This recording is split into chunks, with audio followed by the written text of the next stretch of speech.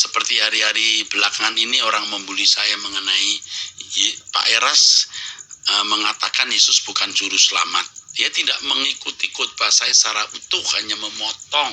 Sekarang soal pendeta Erastus Sabdono, yang mana pendeta ini makin lama makin aneh dalam pengajaran-pengajarannya yang udah keluar dari koridor pengajaran Kristen, terutama tentang kristologinya. Dan kita langsung aja lihat videonya, dan apakah benar yang dikatakan bahwa Yesus itu bukan juru selamat? Kesannya apa yang saya ajarkan ini seperti menurunkan derajat Yesus. Ngerti? Kesannya diturunkan. Faktanya memang Tuhan Yesus itu tidak sederajat dengan Bapa, itu kuncinya di situ. Kalau dikatakan sederajat dengan Bapa, nggak bisa. Yesus berkuasa memberikan nyawanya dan berkuasa mengambilnya kembali. Itu kan diartikan banyak orang dia punya kuasa dari dirinya. Tidak. Dia melepaskan haknya, exousia, hak. Dan dia menerima kembali hak itu. Kalau dia taat sampai mati, bahkan mati di kayu salib. Oleh sebab itu harus memahami dengan tepat setiap ayat sesuai dengan konteksnya, baru kita bisa melihat frame atau bingkai yang luas. Tapi kalau Yesus dianggap sejajar, juga punya kuasa, aduh, Roh Kudus juga rohnya, roh terpisah, kacau. Mengerti saudara? Nah, cuman sekali lagi, hal ini tidak dijumpai dalam buku-buku manapun, bahkan dalam keputusan konsili. Jadi, kita ini dianggap sudah melawan arus. Saudara percaya? Sudah diberkati? Anda boleh tepuk tangan. Kemarin sepanjang hari di otak saya hanya satu orang, Erastus. Ya. Hidupku penuh dengan Erastus. Nah, sekarang kita mau bahas ini. Semua pembahasan dia menurut saya intinya lari jurusan, segala macam jurusan, intinya itu sebenarnya ada pada dua hal. Pertama adalah menurut dia logos itu adalah kata-kata dan bukan pribadi. Mungkin bagi saudara yang awam tuh logos itu apa sebenarnya? Begini, logos itu kata bahasa Yunani yang diterjemahkan di dalam Alkitab kita itu adalah firman. Ya, di dalam bahasa asli ada dua kata yang sama-sama berarti firman. Yang pertama itu adalah rema, makanya orang berkata, saya dapat rema. Ya, yang kedua itu logos. Nah, kata logos itu dipakai di dalam permulaan Injil Yohanes. Lihat ya, Yohanes 1 ayat yang per-1. Pada mulanya adalah firman. Itu bahasa aslinya logos. Jadi pada mulanya adalah logos. Logos itu bersama-sama dengan Allah. Dan logos itu adalah Allah. Nah, menurut Erastus, Logos itu artinya firman, harfiahnya, atau firman itu kan kata, berfirmanlah, berkata-katalah. Maka pertanyaannya adalah, saya pribadi, tapi kata-kata saya pribadi atau bukan? Saya pribadi, kata-kata saya pribadi atau bukan? Bukan. Karena kata-kata saya hanya bunyi dan ucapan. Nah, karena itulah maka menurut Erastus, logos itu yang diterjemahkan firman atau kata itu tidak berpribadi. Lihat kata-kata dia.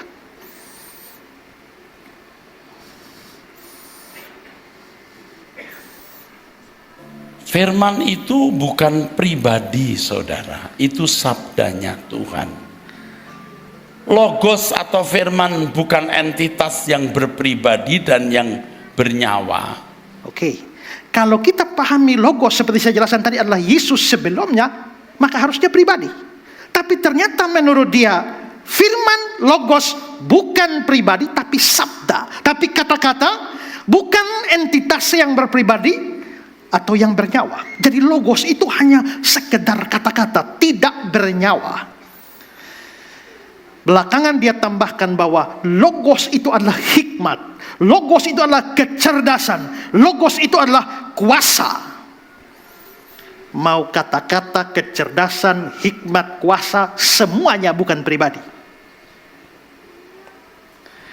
Lucunya, di bagian lain, sewaktu menjelaskan tentang logos ini, di satu sisi dia berkata logos itu miliknya Allah Bapa, Yahweh.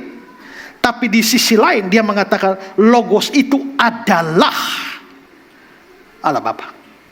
Perhatikan kata-kata dia. Logos milik Allah yang mendiami Yesus, dan Yesus menyampaikan, mengutarakannya. Kita beri tepuk tangan untuk kebenaran ini. Logos itu milik Allah, tidak terpisah dari Allah. Jadi logos milik Allah. Logos itu sebenarnya menunjuk kepada Bapa di surga. Logos itu sebenarnya metonim dari Allah. GS itu Pak Eras, betul? Ya. Logos itu metonim dari Allah. Metonim itu sebutan. Dia lalu beri contoh, misalnya namanya Erastus, tapi dia di gerejanya sering dipanggil GS. GS itu apa? Gembala senior. Maka GS itu adalah metonim dari Erastus. Jadi logos itu adalah metonim dari Allah. Maka saudara lihat di sini, di satu sisi logos itu milik Allah. Tapi selanjutnya logos itu adalah Allah. Jadi sebenarnya milik Allah atau Allah. Nah, itulah yang diajarkan Erastus, dan kata-kata seperti ini menyebar secara meluas di dalam 5 video yang saya lihat. Sekarang saya mau berikan tanggapan. Saudara, dia memahami logos atau firman sebagai kata-kata verbal yang keluar dari Allah ketika Allah bicara. Lalu berfirmanlah Allah. Itulah logos. Itulah logos. Kalau memang pengertian logos atau firman semacam itu, maka memang benar kata-kata dari mulut Allah itu bukan pribadi. Persoalannya adalah apakah benar logos atau firman di dalam Yohanes 1 ayat 1 itu bermakna demikian. Sebenarnya tidak demikian. Menurut saya logos atau firman atau kata di dalam Yohanes 1 ayat 1 itu semacam gelar bagi Yesus.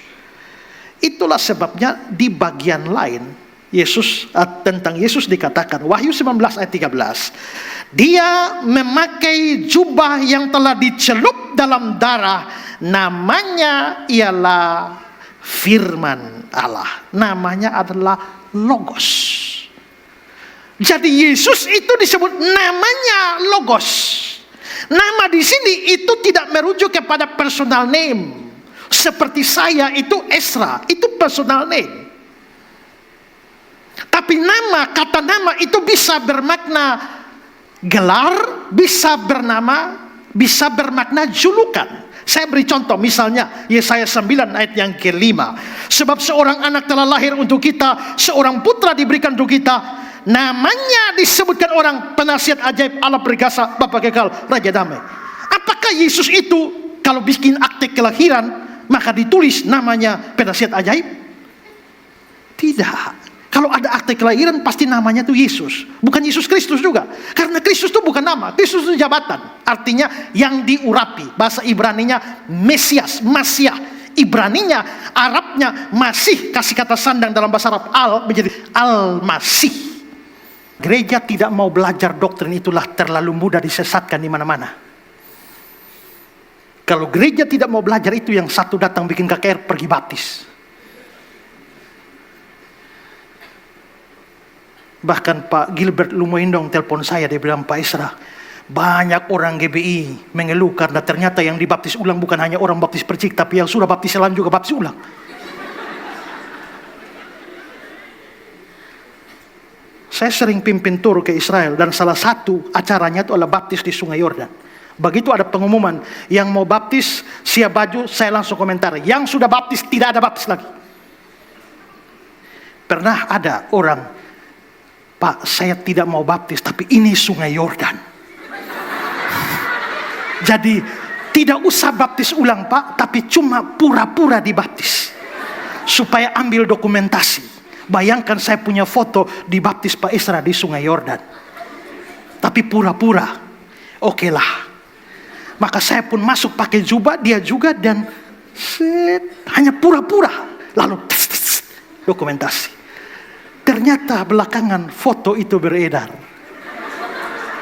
Jatuhlah ke tangan Budi Asali. Dan rusaklah saya. Mulai itu saya bilang tidak ada. Hanya dokumentasi juga tidak. Kenapa? Karena orang tidak belajar. Gereja hanya khotbah tentang kita harus belajar bersyukur, kita harus kasih persembahan, kita harus begini-begini. Ya, masalahnya adalah kalau pengajaran tidak diberikan, kita dengan mudah disesatkan. Karena itulah, memang belajar doktrin itu tidak mungkin hanya khotbah 15 menit, 30 menit, tidak mungkin. Jadi Yesus bukan logos. Yesus bukan Allah. Yesus bukan Yahweh. Yesus hanyalah wadah dari logos, wadahnya Yahweh, wadahnya Allah. Perhatikan penjelasan dia.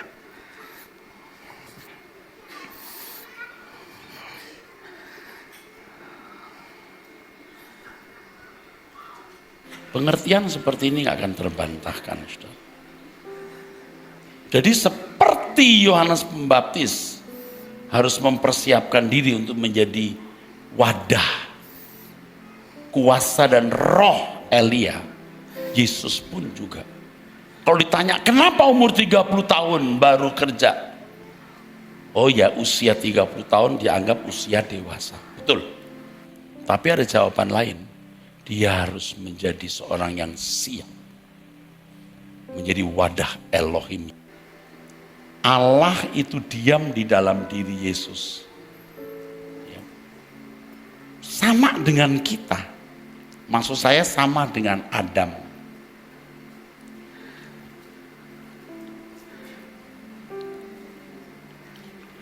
Mungkin agak kurang enak didengar, tetapi tidak bisa dihindari, saudara ya. Adam, Yesus, itu sama-sama dilahirkan dengan reproduksi aseksual. Kelahiran tanpa persetubuhan. Jadi dua-duanya ini lahir langsung dari Allah.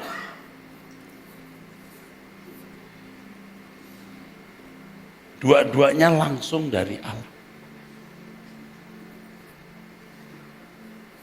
Ini menjadi yang sulung.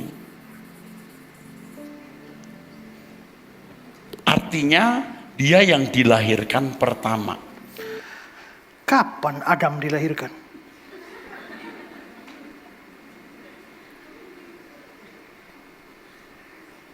Tapi ingat, lihat ya. Yesus sama dengan Adam. Sama dengan kita.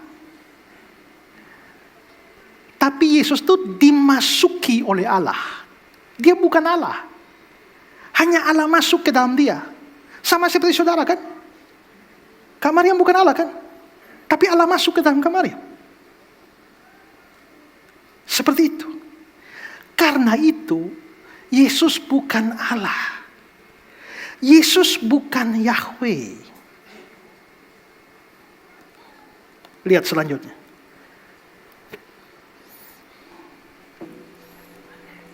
Terkait dengan ini, Yohanes Pembaptis menyatakan di dalam Yohanes pasal 1 ayat 29, ya saudaraku. Lihatlah anak domba Allah yang menghapus dosa dunia.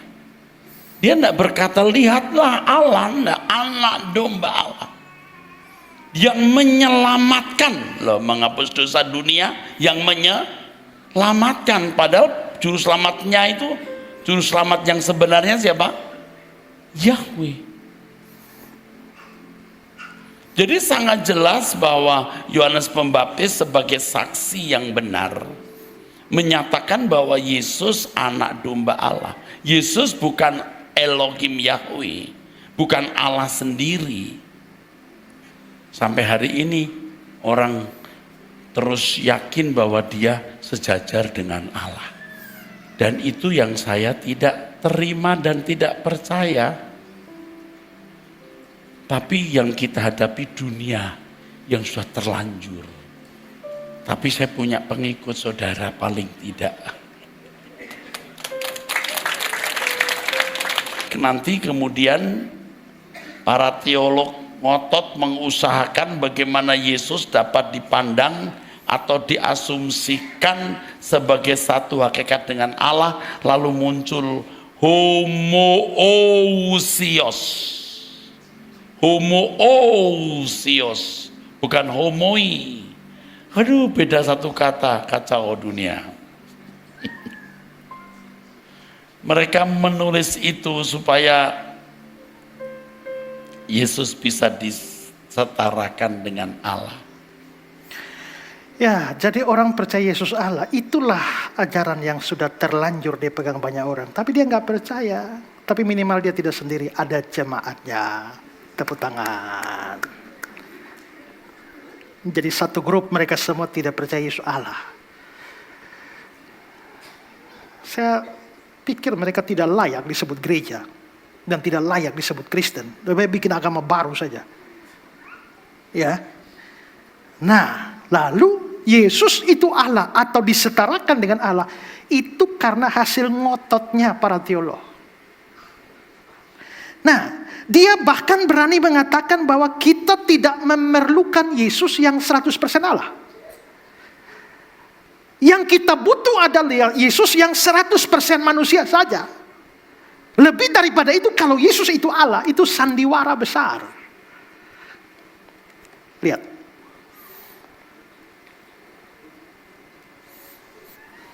Kita tidak membutuhkan 100% Allah karena Yahweh sudah 100%.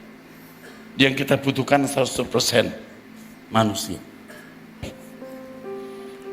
Kalau Yesus bukan 100% Allah, saya mau tanya, apa bahayanya untuk saudara? Apa bahayanya untuk kita? Tapi kalau Yesus tidak 100% manusia, bahaya. Nggak ada yang kita contoh. Saya ditunjukin satu kalimat orang-orang yang mau menentang saya. Kalau buat saya menentang Tuhan. Orang itu menentang Tuhan. Kalau Yesus bukan Allah, maka semua serba sandiwara, kata dia. Loh, terbalik. Bro, terbalik. Kalau Yesus itu Allah, sandiwara. Jadi maksudnya kalau Yesus itu Allah, itu malah maksudnya Yesus itu harus Allah supaya tidak sandiwara. Loh, justru sandiwara kalau dia Allah. Ya, saudara silakan putuskan orang begini ini masih Kristen atau tidak. Ya. Dan aneh juga kalau masih ada orang Kristen yang bikin KKR undang orang seperti ini. Ya. Itu ekspresi ini tidak, ini potong, tapi saya kasih tunjuk banyaknya bukan hanya potong lalu mengubah arti. Ini saya lihat semua video. Ini dihubungkan dengan video ini. Ini video sudah digabung-gabung dari berbagai macam video itu. Ya. Nah, karena itu Yesus bagi Erastus bukan hasil penjelmaan logos. Kalau kepercayaan Kristen secara umum, sang logos itu adalah Yesus pra-inkarnasi. Jelma jadi manusia waktu Natal. Tapi menurut Erastus bukan logos yang menjelma menjadi manusia yang diberi nama Yesus, melainkan logos masuk ke dalam manusia yang bernama Yesus. Saya ulang, menurut Erastus logos itu tidak menjelma menjadi manusia yang namanya Yesus. Logos itu masuk ke dalam manusia yang namanya Yesus. Makanya Yesus itu 100% manusia. Itu perlu. Tapi kita tidak perlu Yesus 100% Allah. Sedangkan orang Kristen percaya Yesus 100% Allah, 100% manusia. Ini kepercayaan 2000 tahun. lalu datang manusia sesat satu ini, kita tidak butuhkan Yesus. Kalau Yesus hanya manusia biasa, 100%, bukan Allah, dia bisa mati. Tapi kematiannya tidak mungkin bisa menebus seluruh dunia. Paling-paling bisa menebus satu orang, kalau bisa. Nah, karena itu, waktu orang Kristen percaya Sang Firman atau Sang Logos jelma jadi manusia, Allah datang ke dalam dunia jadi manusia waktu Natal. Allah sendiri dalam rupa insan. Itu ditolak oleh Erastus. Dan menurut Erastus, konsep penjelmaan atau inkarnasi itu berasal dari pemikiran kafir. Jadi dia menganggap seluruh orang Kristen 2000 tahun percaya Allah jelma jadi manusia, Logos jelma dari manusia. Itu kita sedang mempunyai kepercayaan kafir. Seperti hari-hari belakangan ini orang membuli saya mengenai Pak Eras mengatakan Yesus bukan juru selamat. Dia tidak mengikuti khotbah saya secara utuh, hanya memotong. Allah Yahweh berkata, akulah juru selamat, tidak ada yang lain. Maksudnya juru selamat yang sebenarnya, yang sejatinya, yang sesungguhnya itu Bapa. Bapa di surga Yahweh mempercayakannya kepada Yesus. Yesus sendiri berkata bahwa dia tidak bisa berbuat apa-apa tanpa Bapa. Ya, tanpa Bapa nggak bisa.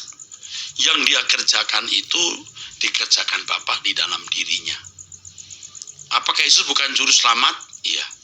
Kalau saya mengatakan Yesus bukan juru selamat, ya sudah gila, ngawur, udah nggak waras. Yesus itu juru selamat, tetapi dia melakukan apa yang Bapa kehendaki. Ya, seperti Yesus memberi hidup. Apakah Yesus yang memberi hidup? Bapa yang memberi hidup. Bapa memberi hidup kepada Yesus. Yesus memberi hidup kepada kita. Yesus sendiri berkata, Bapa menaruh hidup dalam dirinya, dia memberi hidup. Ya, nanti yang lain saya akan jelaskan. Seperti gini, aku gembala yang baik. Itu Yahweh, Bapa. Yesus gembala yang baik. Oh, jelas Yesus melaksanakan penggembalaan itu. Makanya di Injil Yohanes pasal 10, pencuri datang itu lewat jendela, lompat, tembok. Kalau gembala yang baik lewat pintu, dan penjaga membuka pintu. Siapa penjaganya? Bapa yang punya domba-domba itu. Pokok anggur yang benar, siapa yang jadi pengusahanya? Bapa pengusahanya.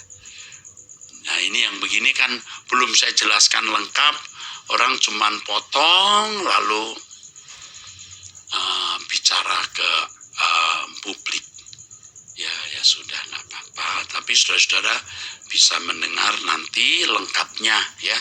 Masa saya mengajarkan Yesus bukan juru selamat? Ya berhenti jadi Kristen dong kalau begitu ya. Harus dipahami dengan lengkap. Ini juga belum lengkap yang saya jelaskan, nanti akan saya jelaskan lagi.